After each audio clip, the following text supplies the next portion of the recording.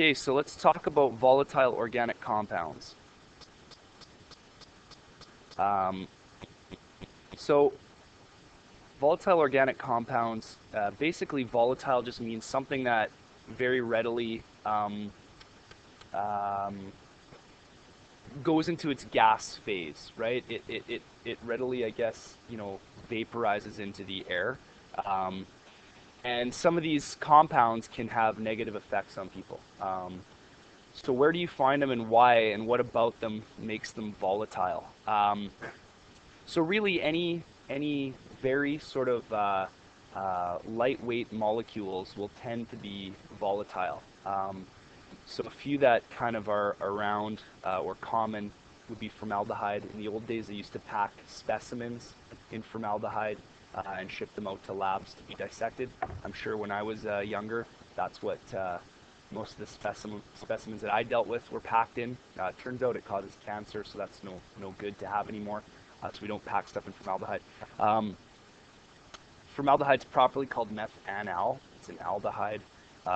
It's got a double bonded carbon, I guess, on the terminal carbon. Because there's only one, it's the terminal carbon, so then this is classified as an aldehyde. One of its sort of related compounds that's fairly common is acetone. It's the main constituent of nail polish remover. I don't know if you can still buy pure acetone nail polish remover. Maybe you can at the pharmacy. Yeah, probably you can. Um, you know, um, this is a preservative. This is a good solvent. In other words, it's liquid, and it dissolves really like a lot of other organic compounds quite easily. Um, and another thing here is benzene. So benzene again is also used as a solvent, or sometimes used as a carrier in things like glues or paints. And a lot of these compounds that are volatile, and I just sort of randomly picked three that are sort of, more or less common, or that we hear about or know about, that, it's not really that great to be exposed to if you can help it. I think this one's probably the most mild, although I'm not saying you should spend your days inhaling it. I don't think taking nail polish on and off once in a while is going to be that big of a deal.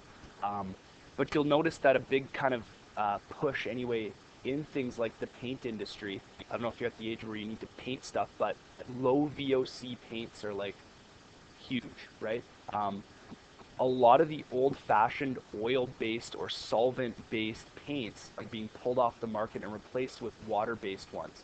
So the question is, why do you think something that becomes, a gas very easily, like these fairly small molecules or molecules that aren't going to have a lot of, something like this is going to have a lot of polarity to it, so it's not going to attract that well to other benzene molecules, so it's going to be able to vaporize very easily. Why would you want something like that in a paint product? I mean, you still see these in things like nail polish, for instance, or in glues. Anyone?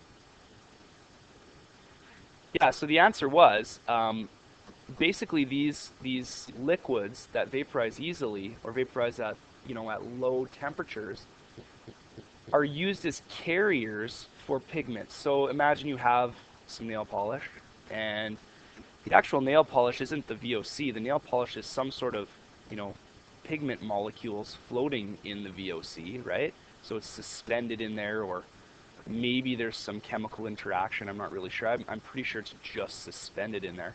So you paint this onto your nail, right? And what does a nail look like? So here it is, and it's surrounded by this, this VOC that's in here, right? It's carrying, it's liquid, and you put it on your fingernail.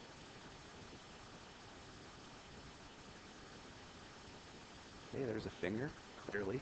And what'll happen is it goes on wet, and before too long, all of that VOC, whether it's acetone or not, all leaves back up into the air around you, right? And you can smell it. These generally tend to, anyway, have a smell to them. If you can smell it very quickly, or if when you put it on your skin it feels cold, it means it's evaporating into the air very quickly, and it's going to leave behind the particles.